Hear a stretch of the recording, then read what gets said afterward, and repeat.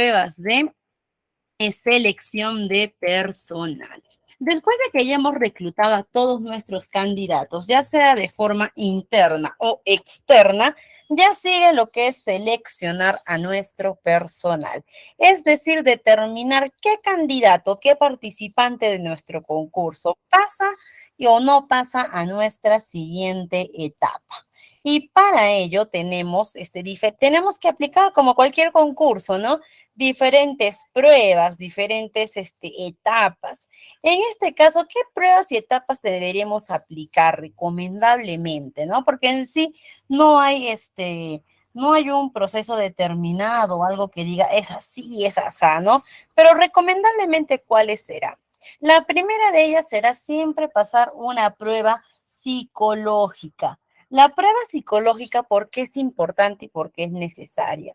Uno, porque primero tenemos que saber quién es la persona que va a ingresar a nuestra organización, ¿no? Tenemos que saber cuál es, por así decir, el estado, no estado mental, sino el estado emocional en el que se puede encontrar en ese momento, la estabilidad emocional más que todo que pueda tener y también, oye, ojo, es que también para determinado puesto de trabajo yo tengo que tener determinado cierta estabilidad emocional.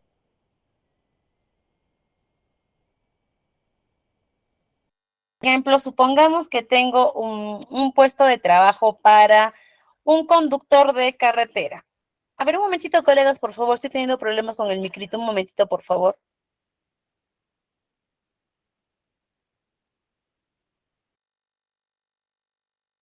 Ahora sí, ya está, perdón, coleguitas, iba a tener una interferencia, pero ya lo solucioné.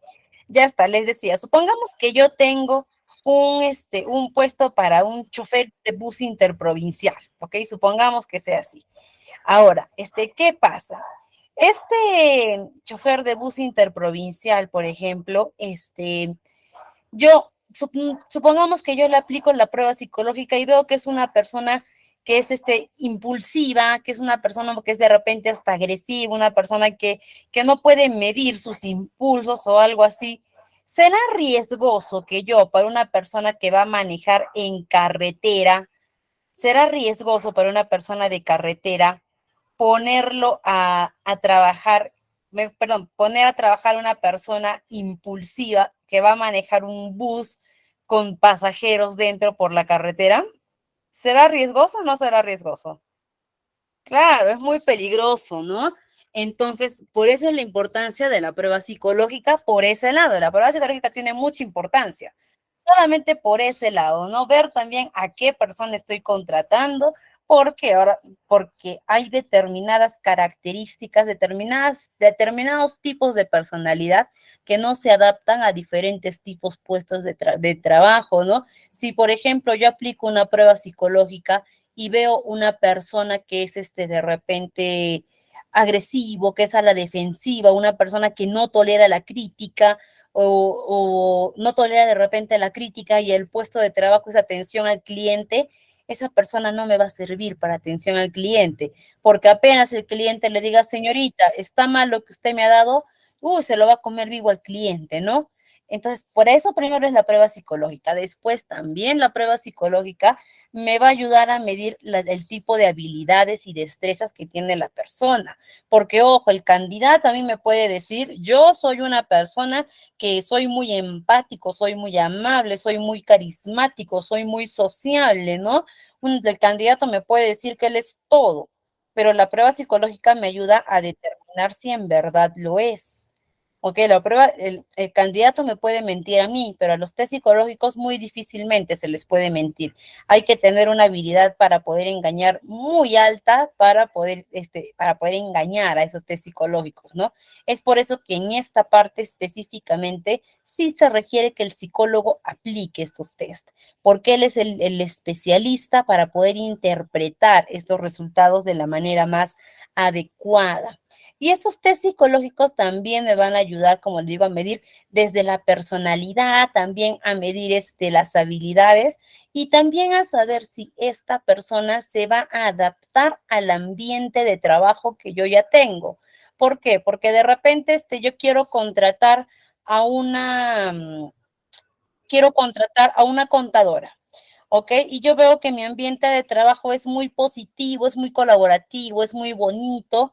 Y esta contadora tiene mucha experiencia, tiene muchos conocimientos, muchas habilidades, mucha destreza, es muy buena, pero veo que su personalidad de repente no es la más adecuada para adaptarse a mi entorno laboral.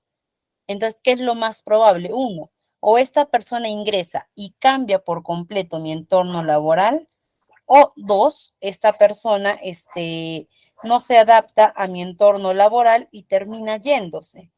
Entonces ahí yo también tengo que evaluar y tengo que ver si esta persona se va a adaptar o no, si es que esa persona es lo más conveniente para mi entorno laboral. ¿Ok? Entonces todo ello yo tengo que evaluar a través del test psicológico. Después también sigue lo que son las pruebas de conocimiento. ¿Para qué nos sirven las pruebas de conocimiento? Nos sirven para como dije hace un momento, ¿no? El candidato puede decir, yo sé esto, yo domino esto, yo he practicado esto, yo he hecho esto. El candidato puede decir muchas cosas, ¿no? Pero a través de las pruebas de conocimiento, yo voy a determinar si el candidato en verdad domina ciertos conocimientos, si en verdad domina ciertas habilidades técnicas, ¿no? Entonces, a través de qué puede ser cuestionarios de teoría, cuestionarios de conocimientos básicos. De repente yo quiero contratar un asesor judicial o un asesor jurídico. ¿Ok? Y ese asesor jurídico me dice que él sí sabe de leyes, sabe de legislación penal, de legislación civil, todo ello. Está bien, él puede decir eso, su currículum puede decir eso, pero también yo tendré que comprobar que verdaderamente sepa. Y es que el error de muchas empresas, muchos empleadores es que no aplican esta prueba. Y después, cuando ya tienen al trabajador adentro, dicen, ¿no? Él me dijo que sabía hacer esto, él me dijo que dominaba esto, él me dijo que le enseñaron esto y ahora no sabe hacer nada, ¿no? Entonces hay que comprobar, no podemos guiarnos solamente por lo que nos dice el candidato, ¿ok? Y otras pruebas también, una prueba muy importante también es la prueba de las evaluaciones médicas antes de ingresar a laborar a una organización. Ok, exacto, lo que nos dice Raúl endulza y a la hora de la hora no lo es. Y es que eso es normal, eso lo van a hacer todos los candidatos porque el candidato quiere el puesto de trabajo, ¿no? Y es y es normal que el candidato, no tanto por querer engañar, sino que cuál es la mentalidad del candidato. La mentalidad del candidato, supongamos que acá dice, tú tienes que saber, tú tienes que saber, vamos a ver, ya, tú tienes que saber hacer planillas, supongamos le dicen al candidato, y el candidato no sabe hacer planillas. La mentalidad del candidato no es, voy a mentirles, voy a estafar a la empresa diciéndoles que sí sé hacerlas, pero en realidad no sé hacerlas. No, esa no es la mentalidad del candidato. La mentalidad del candidato es, no sé hacerlas, pero voy a decir que sí sé hacerlas para que me den el trabajo.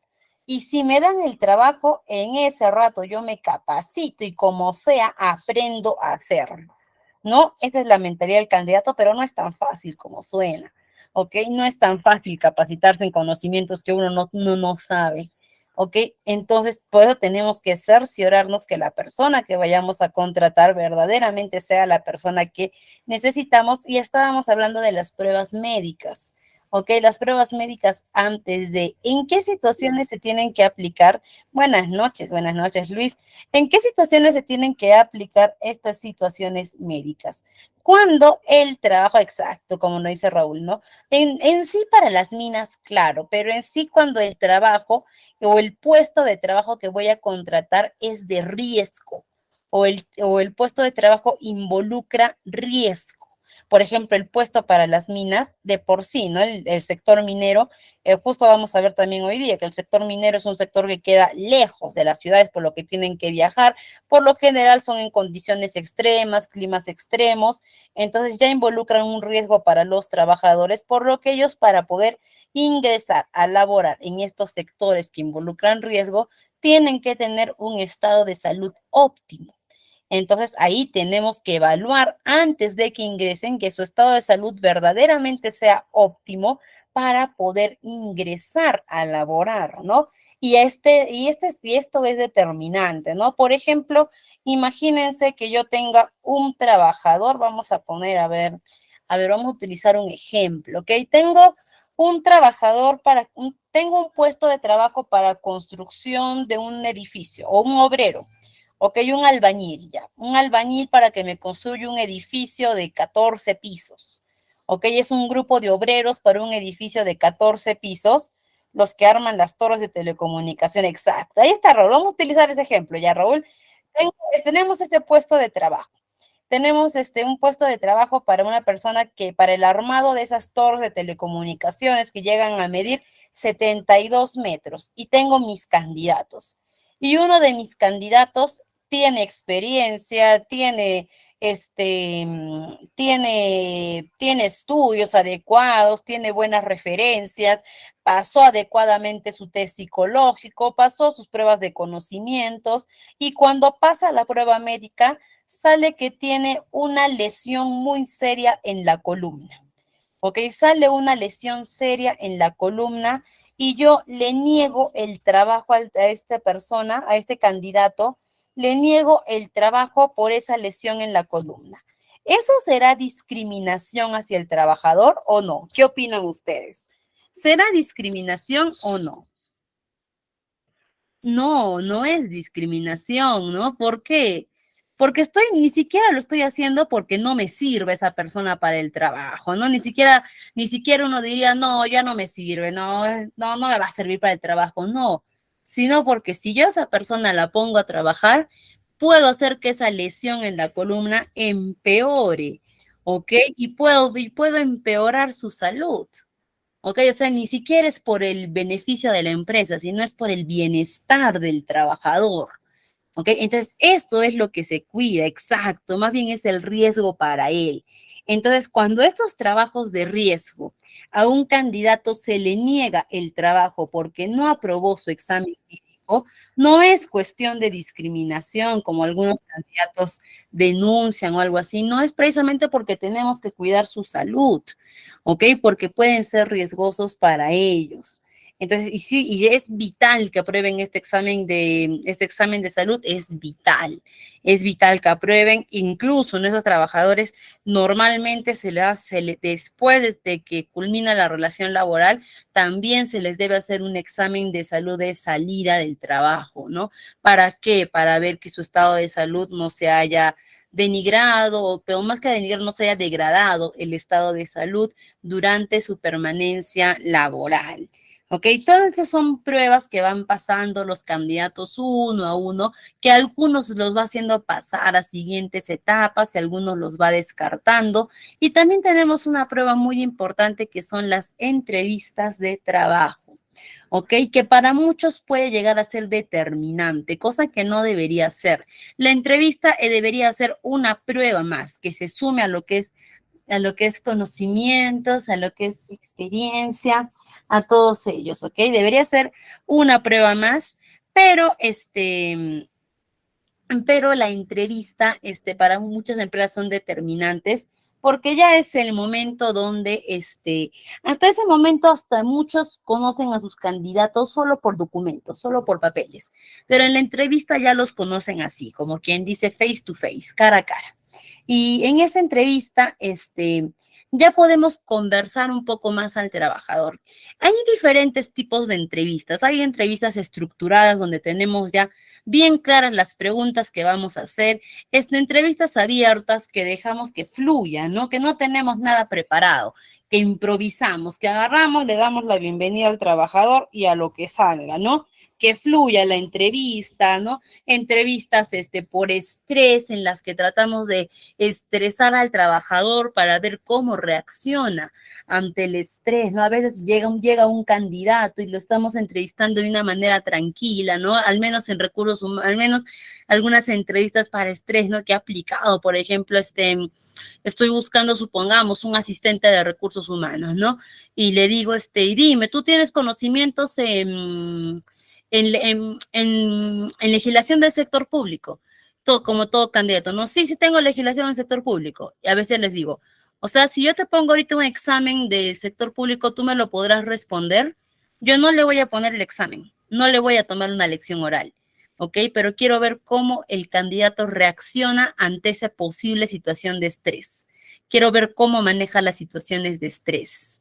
¿Ok? Entonces hay algunas entrevistas que son así, pero más que todo en la entrevista lo que tenemos que tratar de hacer es terminar de conocer lo que hasta ese momento ya conocemos de nuestro candidato.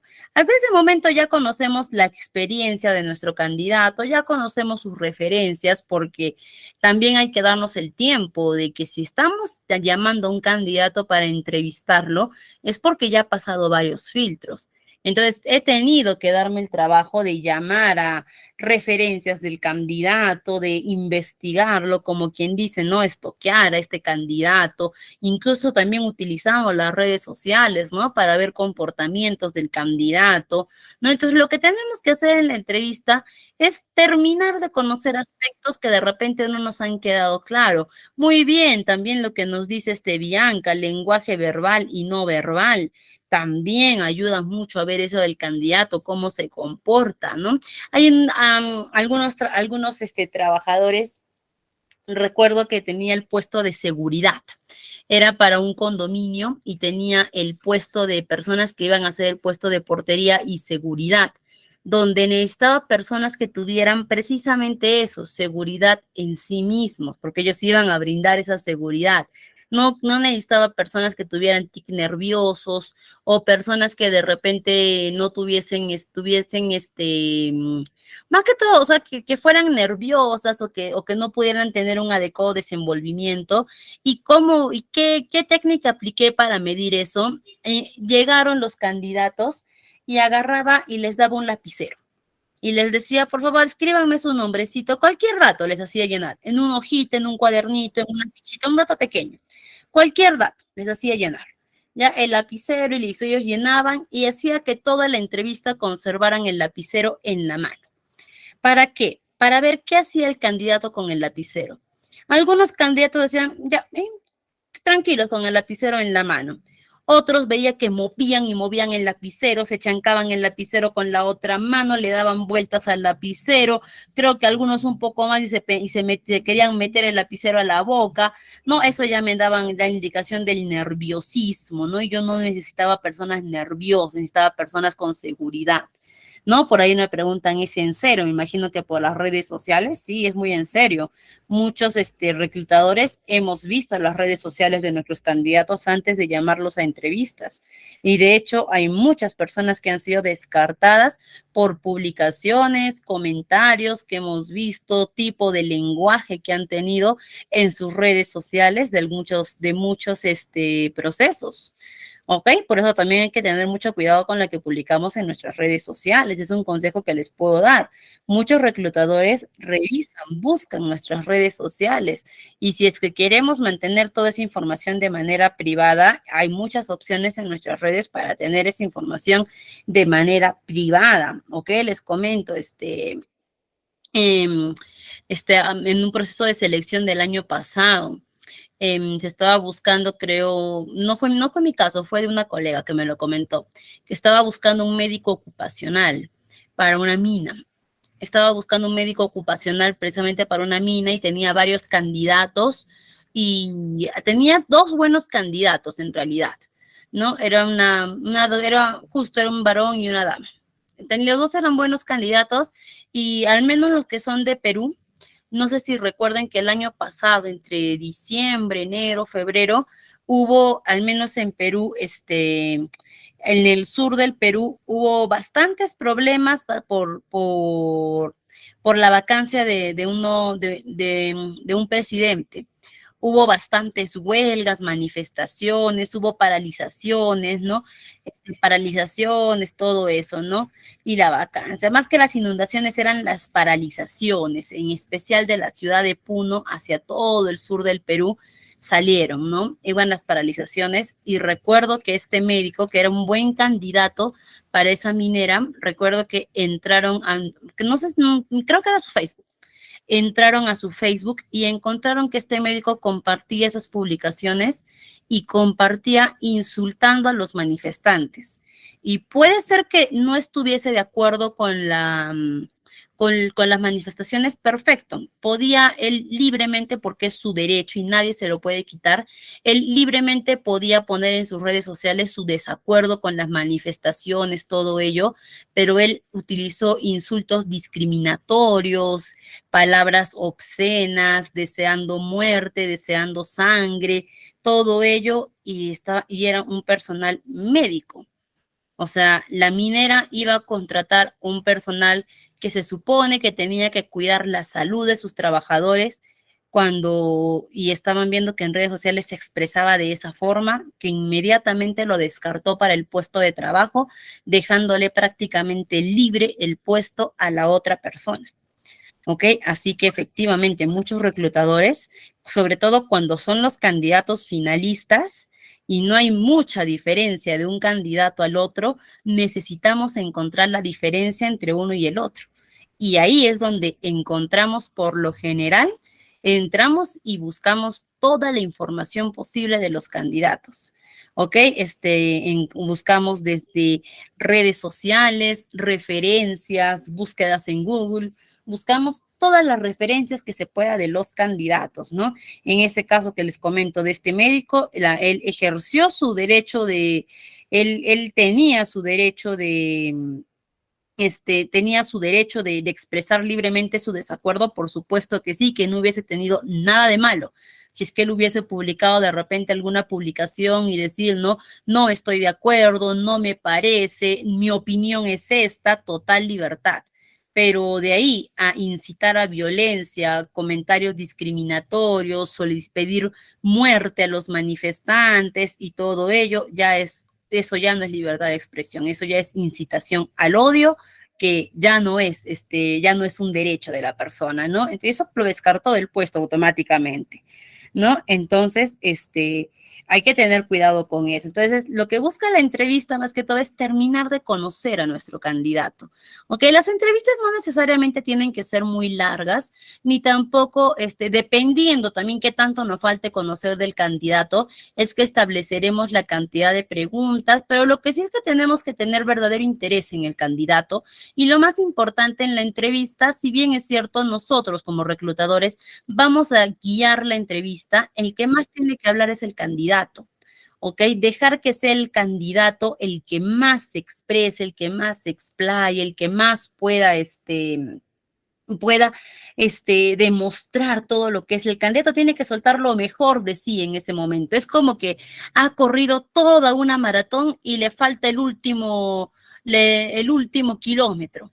No, ese último kilómetro el candidato tiene que darlo todo, ¿no? Y esa es la entrevista, tiene que salir pero con fuerza para terminar de convencernos.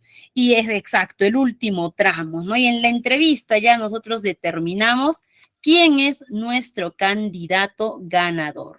Y a este candidato ganador vamos a contratarlo. Hasta este momento todavía nosotros tenemos un candidato ganador. Para que este candidato ganador se vuelva nuestro trabajador, tiene que pasar por la transición de la contratación. Una vez que este candidato firma su contrato, dejó de llamarse candidato y ahora es nuestro trabajador. ¿Ok? Hay diferentes tipos de contrato. No vamos a profundizar ahorita mucho en el contrato porque me parece que ya nuestra quinta sesión vamos a ver, hoy día ya arrancamos, pero también nuestra quinta sesión vamos a ver lo que es legislación laboral. Y ahí vamos a profundizar aún más en lo que es contrato.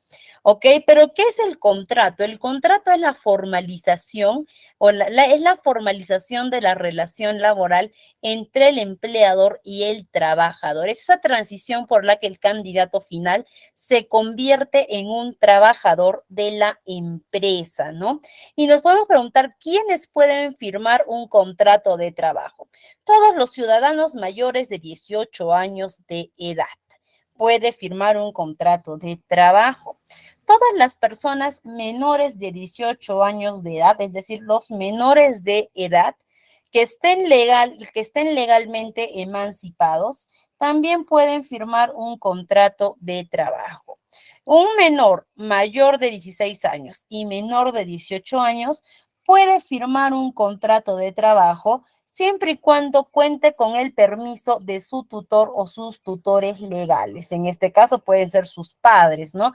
Si es que está a cargo de ellos, pero es importante que cuente con ese permiso. Ok, y por último, en los extranjeros, cuando su legislación sea aplicable. Por lo menos en el Perú, ¿qué le pedimos a las personas extranjeras para que puedan formalizar su contratación laboral? Es que cuenten con un permiso de trabajo. Ahora, la contratación puede ser de forma verbal o puede ser de forma escrita. ¿Por qué? Porque existe el contrato verbal. El contrato verbal entre un trabajador y un empleador existe, ¿ok? Ese acuerdo en el que verbalmente acuerdan cuánto van a ganar y todo, claro que existe.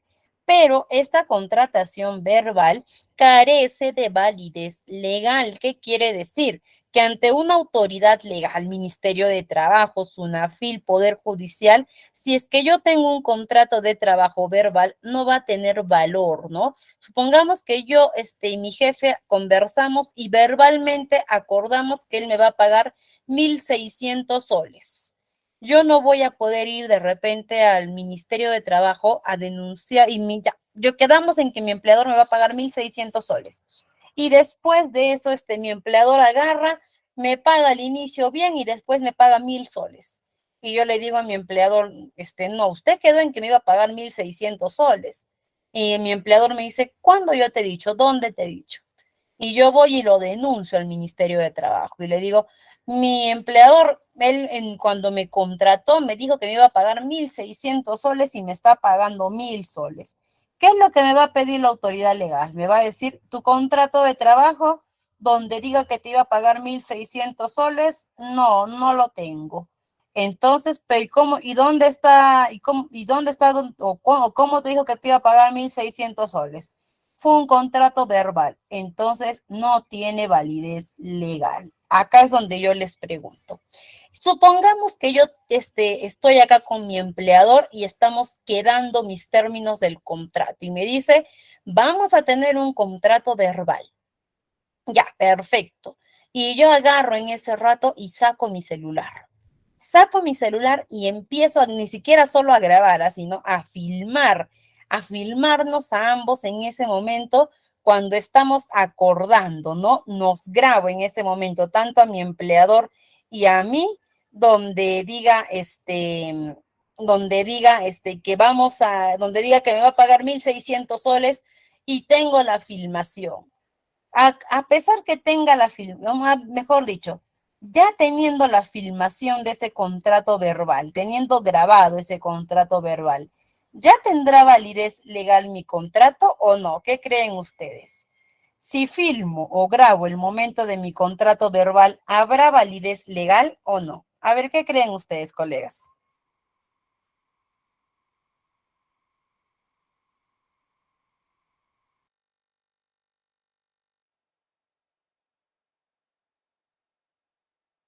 Vamos a ver, a ver. Sí, porque hay medios probatorios, no es la firma de un estudio. Puede ser una prueba, pero no es legal. Muy bien, muy bien, varios me han respondido correctamente. Es una prueba, sí. Es un medio probatorio, sí, pero no va a tener validez legal. ¿Por qué? Porque ¿qué es lo que le da la validez legal a un contrato o a un documento? Es la firma, exacto. Y mientras no tenga la firma y la huella, tanto mía como de mi jefe, no importa que yo lo tenga grabado o filmado. Es como que ahorita ustedes, por ejemplo, acá la MIS está grabando nuestra sesión y TEC está grabando nuestra sesión y yo ahorita les diga a cada uno de ustedes, colegas, yo me comprometo y grábenme, miren que se grabe. Yo, Vania Patricia Mancilla Reaño, a cada uno de ustedes les voy a pagar 1.000 soles por asistir al curso. Somos 78 personas ahorita en línea, les voy a pagar, ¿no? Y todos están diciendo, graben ahorita, ¿no es cierto? listo, pero yo no les voy a depositar nada. Y cuando ustedes vayan ahorita vayan, cuando ustedes me denuncien y vayan al Poder Judicial y vayan y digan, acá tenemos la prueba que la Miss Vania dijo que nos iba a pagar 1.000 soles, miren, y se escucha, ¿no? Que dice, yo, Vania Patricia Mancilla Reaño, les voy a pagar 1.000 soles a cada uno. ¿Qué es lo que dirá un juez o qué es lo que dirá una entidad legal? Que yo puedo decir muchas cosas. Verbalmente puedo prometerles muchas cosas, puedo decirles que les voy a pagar, que voy a hacer el esto, que puedo hacer el otro, porque lo tengan grabado en este momento, significa de que hay ya un compromiso o una obligación legal con ustedes. Y miren, lo tienen grabado en este momento. ¿Hay una obligación legal ahorita de que yo les tenga que depositar 1.000 soles a cada uno porque lo dije y me grabaron? No, será un medio probatorio, ¿no? Tendrán una prueba de que yo lo dije. Si yo agarro y yo me niego y digo, no, yo nunca les dije eso, ustedes ahí me pueden refutar, ¿no? Y pueden decir, sí, sí lo dijo, acá está la prueba. Lo dijo, sí, pero yo puedo decir muchas cosas.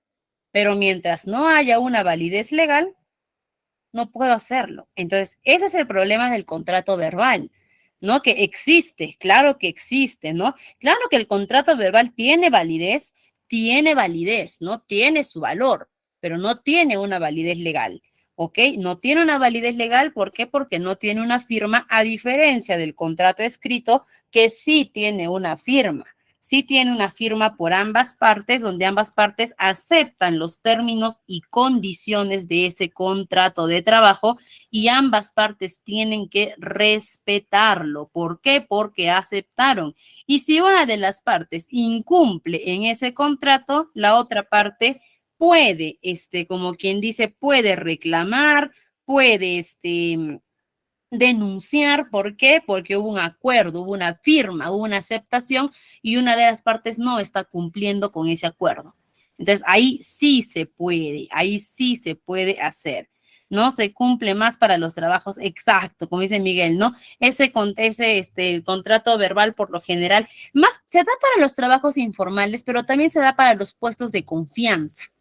¿Ok? O sea, no significa tampoco que todo contrato verbal sea informal, ¿no? Porque también hay mucha formalidad en los contratos verbales, pero tiene mayor, por así decir, mayor confiabilidad precisamente cuando se den puestos de confianza, ¿no? Tiene mayor confiabilidad. Yo conozco muchas personas que llevan años trabajando en empresas con contratos verbales y tienen estabilidad laboral, no tienen ningún contrato escrito, no les han fallado nunca en sus beneficios, ¿no? Y están tranquilos hasta la fecha, respetando sus derechos laborales, todo. Conozco muchísimas personas, yo misma he trabajado en una empresa en la que he trabajado, creo que ha sido 5 años, bajo un contrato verbal en el que se han respetado todos mis derechos tranquilamente. ¿Ok? No significa de que siempre vaya a la informalidad.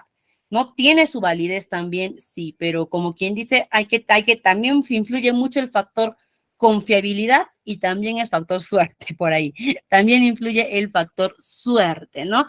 Y acá tenemos algunas características que las vamos a profundizar más cuando hagamos ya netamente lo que es contratación, desde qué tiene que contener un contrato de trabajo, como el título del contrato de trabajo, la identificación de las partes, los términos y condiciones, es decir,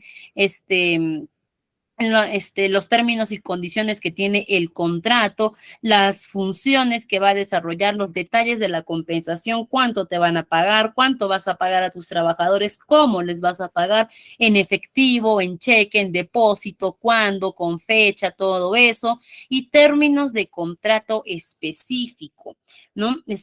Por ejemplo, un término de contrato específico muy curioso. Yo les hago una pregunta, colegas. ¿Yo puedo pertenecer a 2 empresas y en las 2 empresas estar en la planilla al mismo tiempo? Es decir, yo puedo trabajar ahorita en la empresa A y en la empresa B y en ambas empresas estar en planilla. ¿Podría o no podría hacerlo? ¿Qué creen?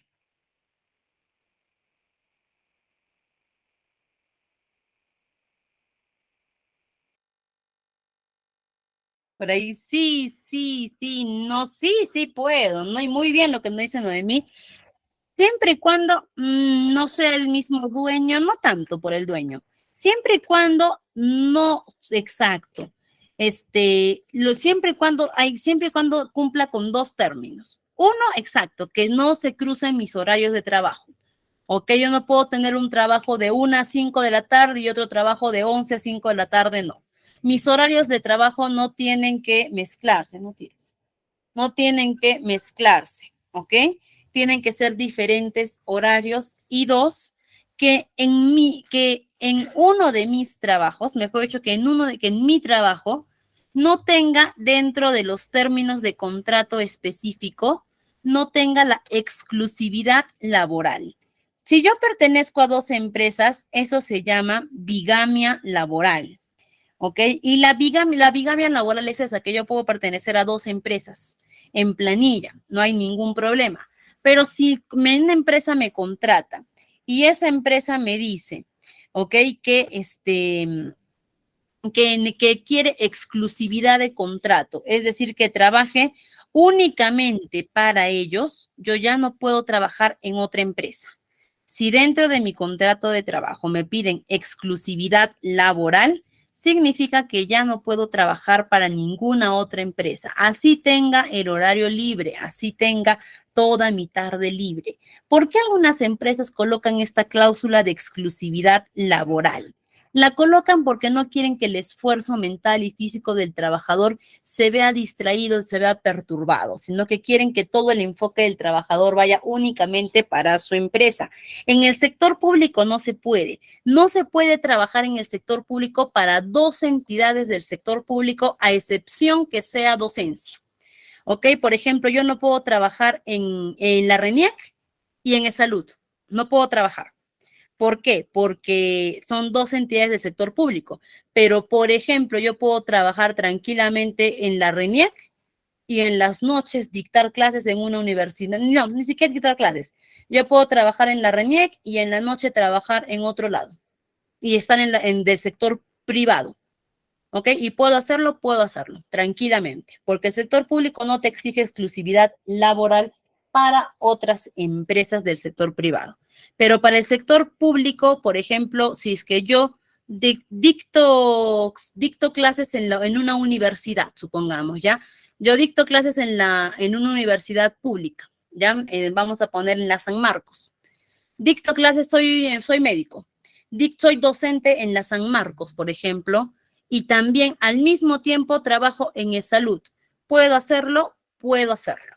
Para docencia en el sector público sí puedo trabajar en dos sitios al mismo tiempo. O sea, sí puedo dictar docencia en el sector público y trabajar para el sector público. Ahí sí puedo hacerlo. Es solo para docencia.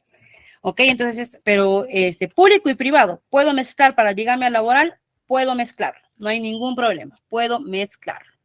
¿Ok? Y esas son, por ejemplo, algunas características. Y después de que ya contraté a mi trabajador, ya viene lo que es su inducción o lo que conocemos como el onboarding o el abordaje del trabajador, ¿no? Que es ya la bienvenida a este nuevo trabajador que ha pasado todo su proceso de selección y ahora ya es trabajador, así que le damos la bienvenida a través de la inducción. Tenemos dos tipos de inducción y la evaluación. Tenemos la inducción general. Dicho sea de paso, la inducción primero, es dar la bienvenida que a través del abordaje, de hacer sentir al trabajador cómodo dentro del área de trabajo. ¿Ok? Hacer sentir que el trabajador es parte primero de la sociabilización del trabajador, que ingrese a sociabilizar el trabajador, a conocer al equipo de trabajo y también la inducción es dar indicaciones sobre el trabajo que va a realizar. En la inducción general le damos indicaciones generales de la empresa, como las políticas de trabajo, las normas, la política disciplinaria que ya le hemos visto, ¿no? Documentos del MOF, el ROF, seguridad y salud en el trabajo, su primera capacitación acá, todo ello a nivel general de la empresa, ¿no? En cuanto a indicaciones, en cuanto a sociabilización, ¿no? Le enseñamos la estructura de la empresa, el recorrido, compañeros de trabajo, cultura laboral, cuáles son acá las costumbres, culturas que tenemos, todo ello, ¿no? Y en la inducción específica ya es como algo ya más específico al puesto de trabajo. ¿Ok? Es decir, ya cuando incluso en la inducción general ya se la da su jefe inmediato, ¿no? Ya sobre tu puesto, tus metas, tus objetivos, tu área de trabajo, todo ello, y siempre la evaluación. Esta inducción es clave esta inducción es clave para el inicio de labores del trabajador. De la inducción va a depender incluso si el trabajador se va a poder desenvolver adecuadamente dentro de sus funciones, porque después de la inducción viene el seguimiento, donde también vamos a retornar a tocar un tema muy importante del contrato de trabajo, que es el periodo de prueba. Hasta este momento del seguimiento, yo todavía no sé si es que he contratado a la persona ideal. Puedo saber si es que he contratado al mejor candidato, sí, pero no sé si es que he contratado a la persona correcta para el puesto correcto. Yo recién voy a saber si es la persona correcta en el desenvolvimiento que tiene el trabajador ya en su puesto de trabajo. ¿Ok? Eso yo no lo voy a poder evaluar en 1, en 2, en 3 días. Eso yo requiero tiempo para poder evaluar y por eso dentro de la contratación el empleador tiene ese beneficio que es el periodo de prueba. El periodo de prueba es un tiempo de contratación en la que el empleador puede despedir en cualquier momento al trabajador, ¿ok? Sin necesidad, ya hemos visto el proceso de despido, ¿no es cierto? Hemos visto que teníamos que anexar las pruebas, teníamos que iniciar el proceso administrativo, hacer la carta de preaviso de despido, después la carta de despido, notificar al Ministerio de Trabajo y vimos todo el sistema engorroso, ¿no es cierto? En este periodo de prueba yo no tengo que hacer nada de eso. En este periodo de prueba yo en cualquier momento puedo agarrar y desistir del trabajador.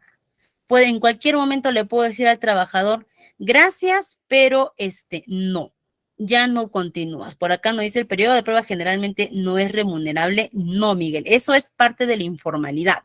El periodo de prueba primero, el periodo de prueba dura para los trabajadores 3 meses.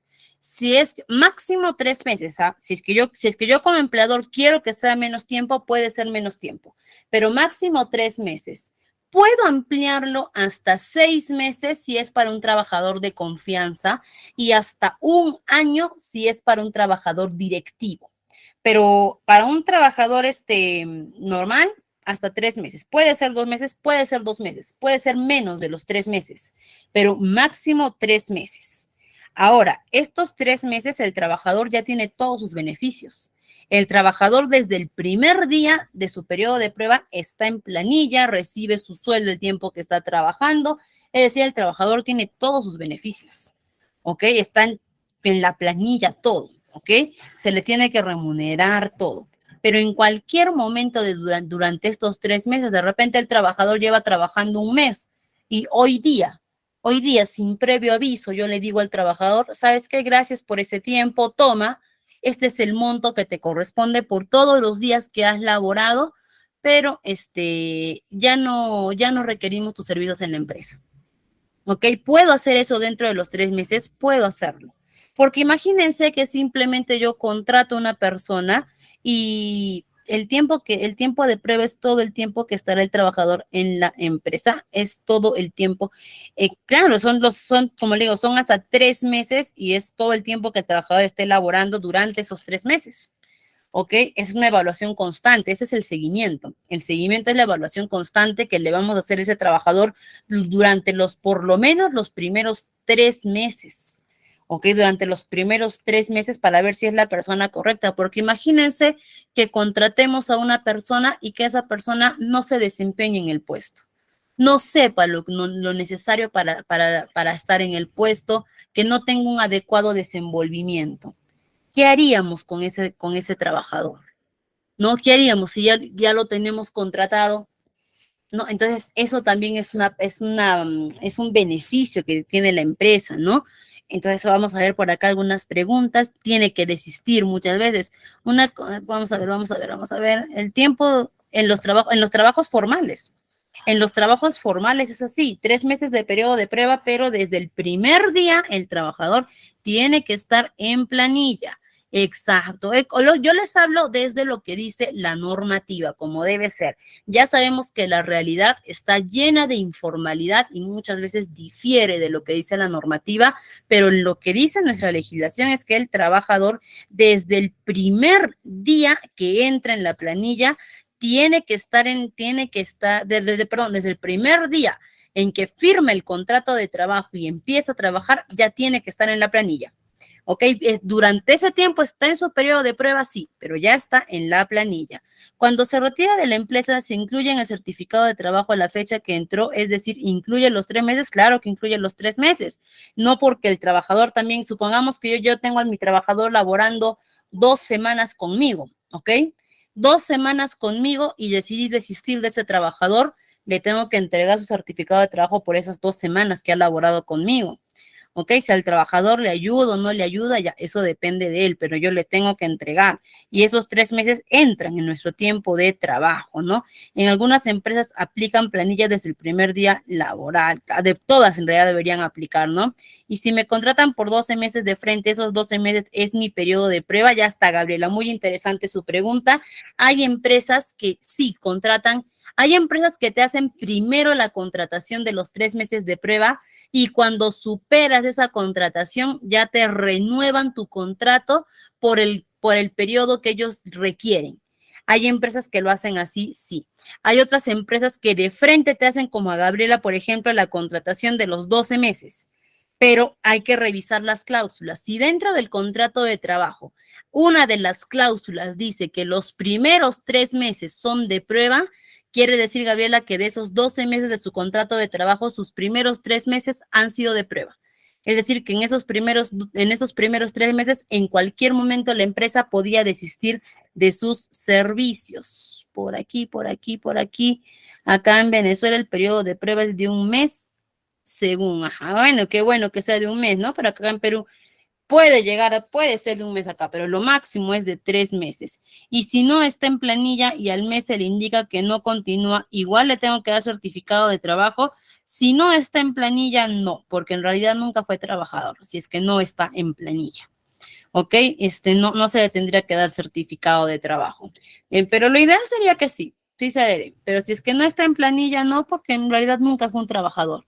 Pero si hay un contrato de por medio, ¿cómo puede desistir si es un contrato de 12 meses? Por eso le digo, Miguel, hay que revisar las cláusulas de ese contrato y si en una de las cláusulas dice que de esos 12 meses, los primeros 3 meses son de prueba, sí se puede desistir porque está estipulando en la cláusula que los 3 meses son de prueba y el periodo de prueba claramente indica que en cualquier momento se puede desistir y dejar sin efecto el contrato. Por eso hay que leer bien nuestros contratos de trabajo, siempre. Muchas veces vemos esa broma que dicen, ¿no? Que los contratos de trabajo se tienen que leer con lupa o se tienen que leer entre líneas y no es broma, es verdad. Porque a veces los contratos de trabajo tienen tanto papeleo, tienen tanto palabreo, tienen tanta cláusula, tanta cosita, que a veces no nos damos cuenta que tienen esas pequeñas, como quien dice, esas pequeñas trampitas legales que a uno le hacen caer, ¿no? De repente me pasa eso a mí, que tengo un contrato por 12 meses y al segundo mes me votan. Y yo voy y denuncio, ¿no? Al Ministerio de Trabajo, a la SUNAFIL, y de pronto me salen con eso, con que me dicen, pero mira, acá claramente está en la cláusula que sus primeros 3 meses eran de prueba, la empresa estaba en su derecho, ¿no? Y la empresa verdaderamente estaba en su derecho. Entonces, por eso siempre un contrato de trabajo, de ser posible, hay que hacerlo revisar con un abogado laboralista, ¿no? Muchos no lo hacemos, ¿por qué? Porque no queremos iniciar con el pie izquierdo una relación laboral, pero nunca está de más que uno así, por su cuenta, de manera particular, la copia de su contrato, la lleve donde un abogado laboralista, si tenemos incluso un familiar o un conocido o nosotros mismos, mejor aún, y siempre dar una revisadita a cada cláusula para poder saber bajo qué condiciones estamos entrando a laborar. Y eso es muy importante, que en el seguimiento yo puedo dar fe si es que el trabajador continúa o no continúa en mi organización. Y supongamos que en el seguimiento determino que el trabajador que contraté no es lo que yo quería para mi empresa. No es lo que yo esperaba para mi empresa. Ahí tengo dos caminos. Dos caminos que sí o sí me van a hacer reinvertir. Me van a costar una reinversión. Me van a costar. ¿Ok? ¿Cuáles son mis dos caminos? Primer camino, decirle chau a mi trabajador, actualmente el trabajador que tengo, y volver a iniciar todo mi proceso. O segundo, reinvertir en capacitar a ese trabajador que ya contraté hasta que alcance el nivel que necesita para poder desarrollar sus funciones.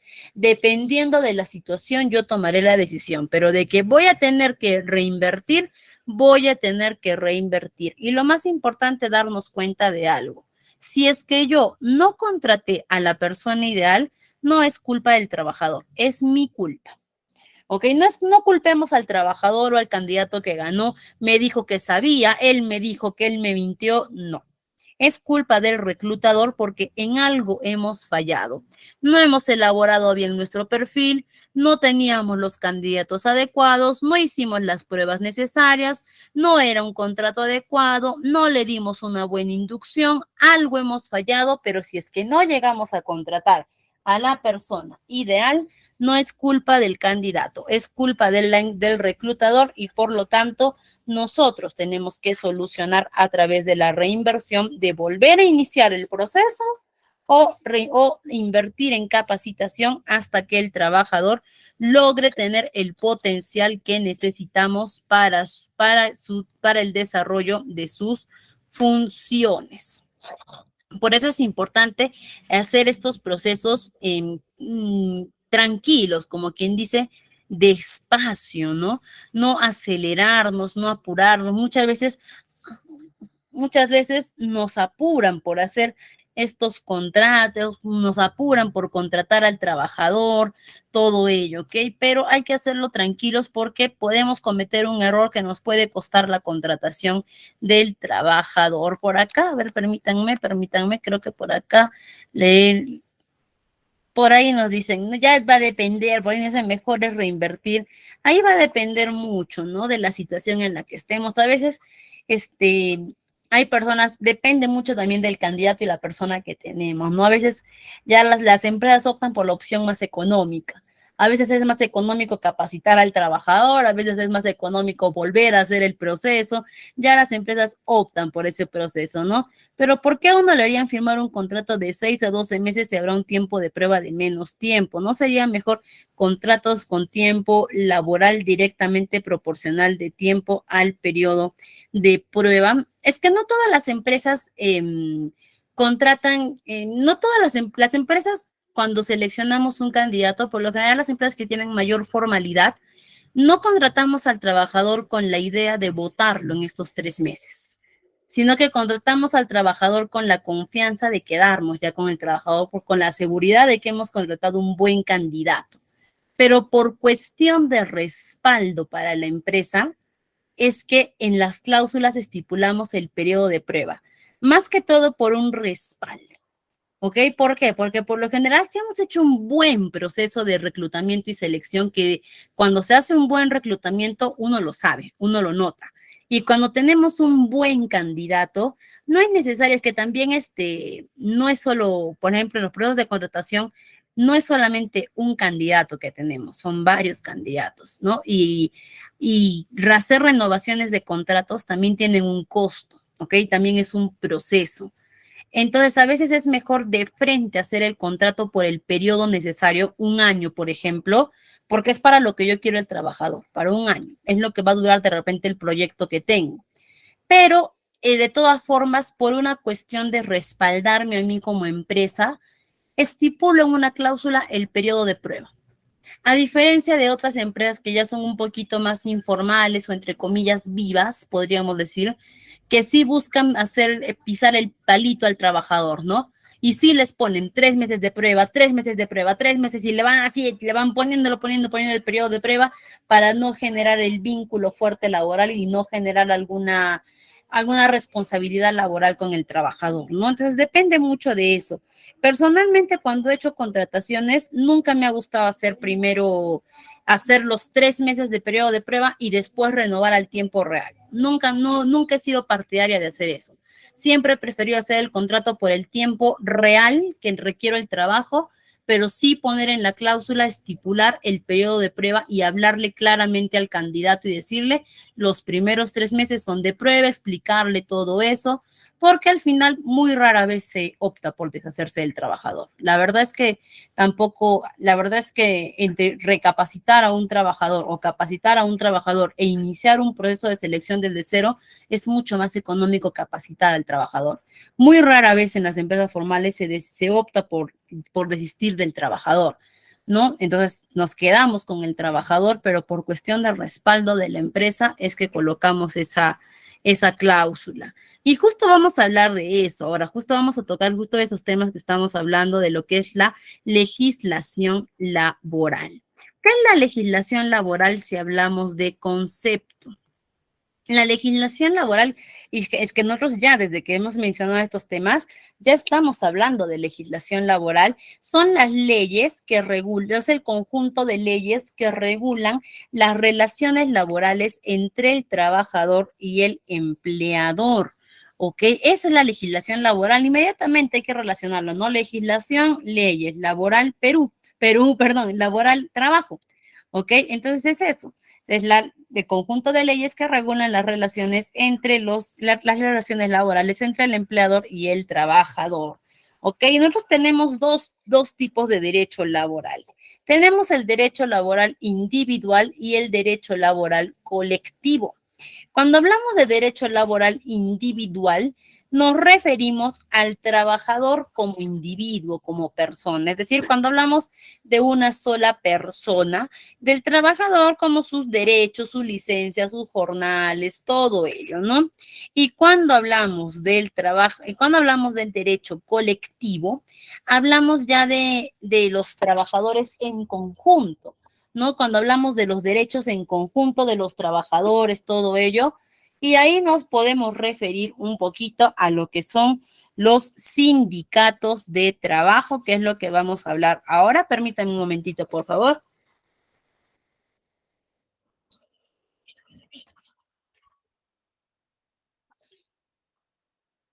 Listo. Se me seca la boca, perdón, colegas, ya está. El sindicato de trabajadores. ¿Qué es el sindicato de trabajadores? Primero que nada, es una organización, el sindicato, todavía no es sindicato de trabajadores. El sindicato es una organización o asociación que integrada por personas que pueden ejercer el mismo oficio, profesión o especialidad o que pueden trabajar bajo un mismo centro de trabajo y se reúnen para la defensa de sus intereses en comunes. Ok, ya habíamos visto al inicio de nuestra sesión cuando hablábamos de organización, que habíamos dicho que era un conjunto de personas que trabajaban por objetivos en común. Después de eso vimos lo que era, cuál es la función de un sindicato, que es principalmente proteger y defender los derechos de los trabajadores. Primero que nada, vamos a especificar que hay diferentes tipos de sindicatos, ¿ok? Existen, por ejemplo, los sindicatos, los sindicatos de profesión, por ejemplo, ¿no? Que es cuando todas las personas que ejercen una misma profesión o que tienen la misma profesión se juntan y más allá de las actividades, centro de trabajo, actividades que estén realizando, el centro de trabajo donde laboren, más allá de todo ello, ellos pueden juntar y formar su sindicato, ¿no? Por ejemplo, pueden formar el sindicato, es el sindicato el sindicato de abogados del Perú, por ejemplo, ¿no? Donde todos los abogados, no importa que trabajen, perdón, listo, no importa que trabajen de manera independiente para el Estado, para el sector privado, se juntan y forman su sindicato, ¿no? También existen los sindicatos de gremio por actividad, ¿no? Supongamos todas las personas que trabajan como cajeros, No importa que trabajen en Totus, que trabajen en Ripley, que trabajen de manera independiente, que trabajen en Saga, no sé, en cualquier tienda, pero mientras ejerzan la función de cajeros, pueden unirse a este sindicato, ¿no? ¿Y cuál es la diferencia, mis, entre los abogados y los cajeros? Y todos son abogados y todos son cajeros, ¿no?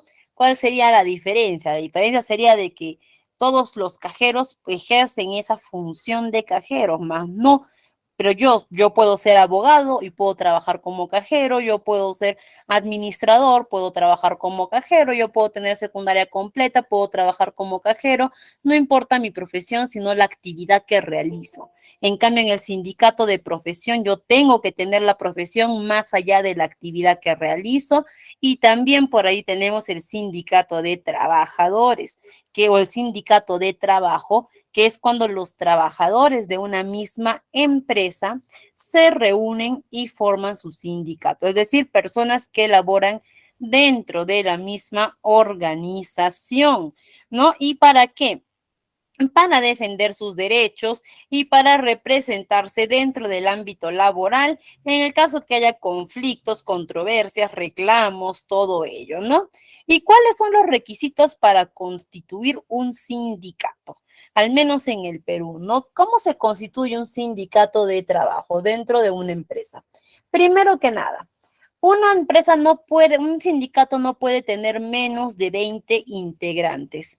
Por lo tanto, la empresa que pretenda formar un sindicato no puede ser dentro de una empresa que tenga menos de 20 trabajadores. Después de esto, una vez que ellos ya tienen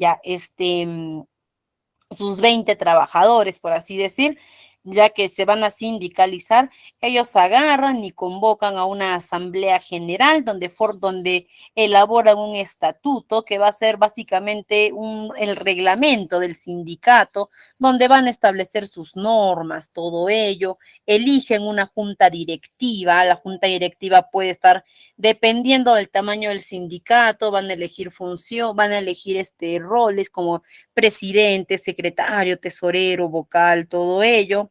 Después de todo, después de formar ya su estatuto, de tener su aprobación en la Asamblea General, todo ello van, inscriben al Ministerio de Trabajo y listo. Ya formaron su sindicato de trabajadores. Eso es muy sencillo, en realidad, formar un sindicato de trabajadores. Después, ahora acá nos viene la pregunta, ¿no? Y si mi empresa, acá hay un errorcito escrito, y acá no, acá debe decir ¿y qué pasa si mi empresa no tiene 20 trabajadores? ¿Qué pasa si mi empresa no tiene 20 trabajadores? ¿Nos quedamos sin representación? No.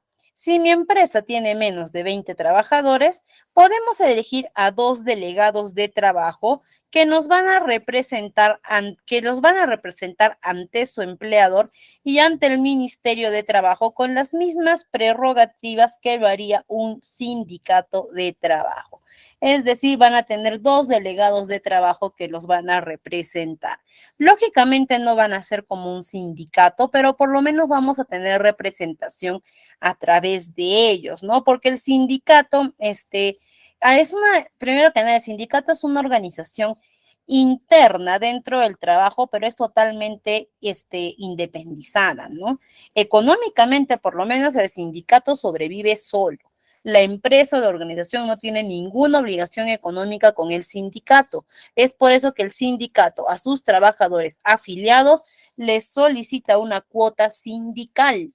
Esta cuota sindical, creo que por acá lo tenemos, no, pero ya está. Esta cuota sindical puede variar en montos. Yo he visto sindicatos que cobran desde 5 soles hasta sindicatos que cobran 50, 45, 25, 100 soles, dependiendo del sindicato de trabajo, ¿no? Pero el sindicato económicamente se mantiene solo de las cuotas sindicales de sus aportantes. De hecho, en recursos humanos, nosotros les hacemos ese descuento a los trabajadores directamente de sus planillas, es decir, de sus boletas de pago, ¿no? Acá nos dice los requisitos para afiliarse a un sindicato. Ser trabajador de la empresa. Y cuando hablamos de ser trabajador de la empresa, nos referimos a ser trabajadores en planilla. Si yo trabajo en una empresa por recibo por honorarios o no estoy en la planilla, no me puedo sindicalizar.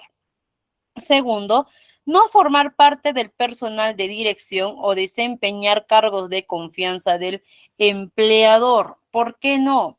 Porque porque el sindicato precisamente con quienes más negocia es con la parte empleadora. Entonces la parte y el personal de dirección o el personal de confianza se consideran parte del equipo del empleador, ¿no? Entonces no podrían sindicalizarse porque no podrían ser juez y parte en una negociación, salvo que el sindicato lo permita. Si es que el sindicato lo permite. Y segundo, que las personas, los trabajadores, no pueden afiliarse a dos sindicatos de la empresa. Es decir, supongamos que mi empresa tenga el sindicato A y el sindicato B. Yo como trabajador o pertenezco al sindicato A o pertenezco al sindicato B, pero no puedo pertenecer a los dos sindicatos o también, o si deseo, no pertenezco a ningún sindicato porque no tengo la obligación de sindicalizarme. Ok, vamos a ver por acá. A ver, ¿se forman para darle problemas a la empresa? No, no necesariamente. A ver, vamos a ver. No necesariamente los sindicatos se forman para darle problemas a la empresa. Entonces, generalmente las empresas pueden tener sus propios sindicatos. Claro que sí, ¿no? Las empresas forman sus propios sindicatos. Pueden hacer eso, los sindicatos lo forman los trabajadores, no la empresa, ojo, ¿ah? No significa que yo abro mi empresa y luego yo formo mi sindicato, no. Los trabajadores de la empresa son los que forman los sindicatos de trabajo. Ok, y buscan eso. Es que en realidad, es que los sindicatos tienen una mala fama, tienen la fama de peleoneros, de pelincos, ¿no? De, de que pelean con los trabajadores, porque a veces, miren, por ejemplo, yo les digo, en el Perú existen miles de sindicatos, porque existen miles de empresas, ¿no? Pero de esos miles de sindicatos, solo dos sindicatos por ahí se han ido a la huelga, han hecho problemas, han hecho reclamos, han hecho paralizaciones, y por esos dos sindicatos, por ejemplo, ya han tachado a todos los sindicatos como problemáticos, como conflictivos, ¿no? Cuando no es así. Cuando no es así, cuando muchas veces la mayoría de sindicatos tienen muy buenos términos y muy buenos acuerdos con las partes empleadoras, ¿no? Incluso trabajan mano a mano, ¿no? Entonces no es así. Claro que sí, una empresa puede tener más de dos sindicatos, puede tener más de dos sindicatos. Por lo general, en empresas grandes, porque una empresa pequeña no se va a ver mucho eso, pero en empresas grandes hay hasta dos o tres sindicatos dentro de una misma empresa y los trabajadores deciden en cuál sindicalizarse. No, Judith, no es necesario que un trabajador esté sindicalizado. Eso se llama la libertad sindical. La libertad sindical me dice que si yo quiero me sindicalizo, si quiero no me sindicalizo. Nadie me puede obligar a sindicalizarme a un sindicato. Eso se llama la libertad sindical. ¿Ok? Por ejemplo, vamos a ver un ejemplo de los sindicatos, más que un ejemplo, un caso, incluso más que caso práctico, un caso. ¿No?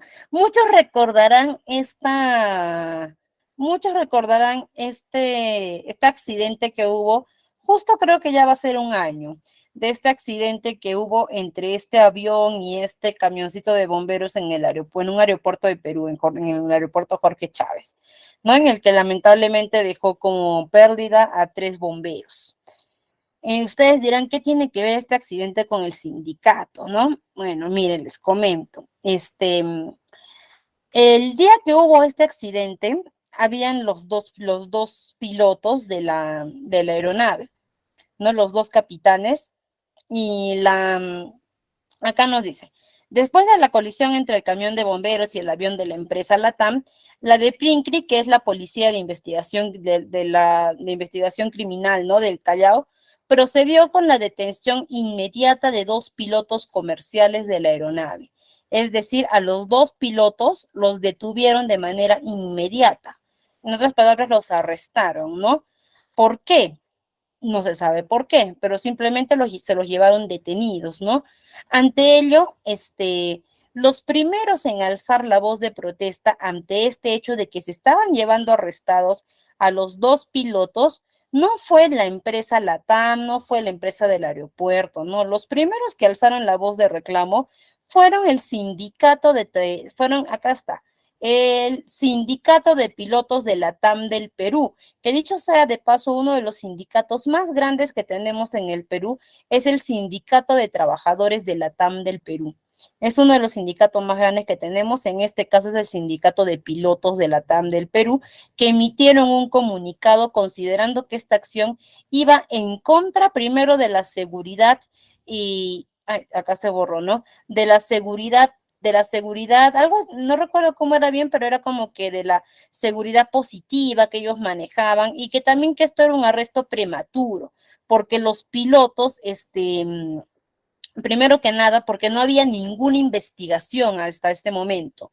Hasta ese momento no se sabía qué es lo que había pasado, qué es lo que había sucedido, y al arrestar a los pilotos ya estaban dando a entender a la opinión pública de que ellos habían sido los responsables del suceso. Y muy aparte que también estos pilotos se les estaba denegando sus derechos como asistencia médica, psicológica y asesoría legal antes de poder dar algún tipo de declaración. Ante todo ello era que el sindicato de pilotos exigía a la de Pincri de Callao que soltara inmediatamente a los dos pilotos, a sus dos compañeros sindicalizados, cosa que la de Pincri no hizo al momento en el que el sindicato emitió el comunicado, por lo que el sindicato elevó a una instancia más elevada, que era en este caso la Federación Internacional de Asociaciones de Pilotos de Líneas, como quien diría un sindicato de sindicatos, ¿no? Un sindicato internacional, pero ya en las grandes ligas, ¿no? Quienes les dieron todo su respaldo a la TAM, ¿no? Les dieron todo, no a la TAM, sino todo su respaldo al sindicato, indicándoles les dieron su respaldo, indicando de que efectivamente era una injusticia lo que se estaba cometiendo, y ya ante esta presión social que se estaba ejerciendo, es que recién la de Brinkley decidió liberar a los dos pilotos de esta aerolínea, ¿no? Y es que esa es la función que debe ejercer un sindicato. Esa es la verdadera función que ejerce un sindicato, la de defender a sus trabajadores ante cualquier persona o entidad que vulnere sus derechos, no necesariamente su empleador. En este caso, el sindicato ni siquiera se fue contra la TAM, ¿no? Se fue directamente ante la de Pincri de Callao, ¿no? Que estaba yéndose contra sus derechos, ¿no? Dice, ¿cuáles son los beneficios de pertenecer a un sindicato? Primero, que cuenta con mire, justo como nos dice Bianca, la unión hace la fuerza, ¿no? Que cuentas con un respaldo de compañeros que ante una injusticia que se pueda cometer contra ti, ellos van a velar por la defensa de tus derechos. Segundo, que el sindicato no solamente está para defender derechos vulnerados, sino también para buscar beneficios laborales, ¿ok? Y si tú estás sindicalizado, gozas de esos beneficios laborales, ¿no? Por ejemplo, el sindicato a veces, pues bien, supongamos que el sindicato viene y pide para sus trabajadores, viene y pide a la empresa que le den uniformes nuevos, ¿no? Supongamos que ya está, el sindicato viene y dice que actualmente la política es utilizar uniformes de saco y corbata, ¿no? Y que esta política no es cómoda, no es bonita para los trabajadores, y solicita que a partir de ahora se utilice un polo con el logotipo de la empresa, y la empresa acepta, ¿no? Entonces todos los trabajadores sindicalizados van a gozar de ese derecho de que a partir de ahora ya no tienen que venir con camisa, corbata y saco, sino que pueden venir con el polo de la empresa, y si tú estás sindicalizado y tu sindicato logró ese cambio, tú también gozas de ese cambio. Segundo, que los sindicatos son como una pequeña mini empresa que también tienen bastantes programas de bienestar social, ¿no? Por ejemplo, sindicatos trabajan en conjunto para hacer de repente convenios, no tienen fondos de ayuda. Por ejemplo, yo les cuento de manera muy particular, he visto sindicatos que en el sector público, he visto un sindicato específicamente, no puedo decir que todos los sindicatos del sector público lo hagan, pero he visto un sindicato en específico que contaba con un fondo de ayuda de 500 soles para sus trabajadores. Pero ¿cómo era este fondo de ayuda de 500 soles, no? Tú tenías que demostrar que estabas pasando por una situación de emergencia, una situación de gravedad, y el sindicato evaluaba y te otorgaba estos 500 soles. Supongamos que te detectaban una enfermedad grave. Tú ibas a tu sindicato, presentabas la documentación, el sindicato te daba automáticamente los 500 soles, ¿no? O sea, diferentes tipos de beneficios trae el sindicato, sí.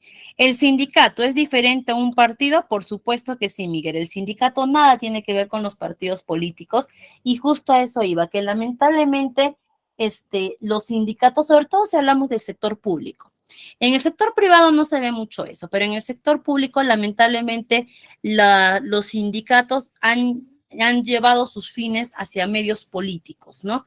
Y en el que actualmente presidir un sindicato es ir de la mano con algún partido político y obtener otros fines comunes. Como les dije hace un momento, los sindicatos económicamente se mantienen solos con las cuotas sindicales, ¿no? Pero si hablamos de un poquito de informalidad, no un poquito de informalidad, si hablamos de corrupción, hay partidos políticos que invierten en los sindicatos de trabajo, cosa que está prohibido, que invierten en los sindicatos de trabajo para obtener más apoyo, para obtener más para obtener apoyo en las campañas políticas, todo ello, cosa que está prohibido y que muchos sindicatos, por cuestiones económicas, aceptan, ni siquiera para beneficio de los sindicalizados, sino para beneficio de algunos interesados que presiden esos sindicatos. Y que eso mancha la imagen de muchos sindicatos, pero esa no es la finalidad de un sindicato. Hace no mucho, recuerdo que hubo una denuncia de trabajadores de una empresa muy, muy, muy conocida, productora de bebidas en el Perú, ¿ok? Que denunciaron que ellos estaban inscritos en un partido político. Un grupo de trabajadores denunció que estaban inscritos en un partido político al que nunca se habían inscrito. Y cuando se revisó, ¿no? Cuando el Jurado Nacional de Elecciones revisó esa inscripción de esas personas a ese partido político, se dieron cuenta de que esas personas efectivamente nunca se habían inscrito a ese partido político, sino que de la planilla de un sindicato derivaron esas personas para ese partido político y lo sacaron de contienda. ¿Ok? Entonces, pero los sindicatos y los partidos políticos no tienen ni siquiera relación, no tienen nada que ver. El sindicato está hecho para negociar, ya sea con la parte empleadora, ya sea con cualquier otra entidad que esté vulnerando los derechos de sus trabajadores, o para buscar beneficios laborales de sus trabajadores. ¿Ok? Para eso es el sindicato de trabajadores. Esa es su finalidad, ¿no? Y es que el sindicato tiene un proceso de negociación, ¿no? ¿Y cómo es este proceso de negociación? El sindicato, vamos a explicarlo rápidamente de manera verbal. El sindi el sindicato empieza primero a elaborar lo que es un pliego de reclamos o de peticiones. Este pliego lo elevan hacia la parte empleadora, y ahí inician lo que es la famosa negociación colectiva con la parte empleadora, ¿no? Donde empiezan a negociar cada punto del pliego, donde empiezan a ver si es que qué puntos acuerdan, qué puntos no, empiezan ahí a negociar todo ello, y de llegar a algún acuerdo o algo, pueden pasar a firmar el convenio colectivo. Si es que en la negociación no se llega a un acuerdo, pueden acudir a lo que es un arbitraje, y ahí es donde entra recursos humanos, en el arbitraje, ¿ok? El arbitraje puede ser tanto interno como externo. Lo recomendable es que el arbitraje sea externo, pero si ellos optan por un arbitraje interno, el área de recursos humanos puede entrar como arbitraje interno, que el arbitraje es como el árbitro del partido, una parte que entra de manera neutral a poner los puntos claros, a poner orden. ¿no? Para eso entra el arbitraje, ¿no? En la negociación, ¿para qué? Para poner puntos claros, para ser de parte mediadora. Por eso incluso cuando hablábamos de las habilidades del asistente de recursos humanos, hablábamos de habilidad de mediación, ¿no? Y de negociación, porque entra para dar alternativas de solución. El arbitraje también puede ser externo mediante juzgados de paz. El Ministerio de Trabajo también puede ser un ente regulador de arbitraje. Y si después del arbitraje se logra un acuerdo, se firma un pequeño acuerdo mediante el arbitraje llamado el laudo sindical y después ya se firma el convenio colectivo, que el convenio colectivo es un documento de validez legal que dura 2 años y que son los acuerdos que se llega con la negociación y que tiene que ser y que tiene que ser respetado por ambas partes. Lo que se acepta en el convenio queda. ¿Ok? Lo respeta la parte trabajadora y lo respeta la parte empleadora. Y la mayoría de veces que se entra en una negociación, nunca se llega casi a una huelga, muy pocas veces se llega a huelga. La mayoría de veces se llega al convenio colectivo y las empresas con sus sindicatos conviven tranquilamente. De hecho, después de mucho tiempo veo que recién varias universidades públicas, varios docentes están en huelga nacional, si no me equivoco, en las universidades públicas, pero veo que eso y creo que desde que salí de la universidad no veía esas huelgas.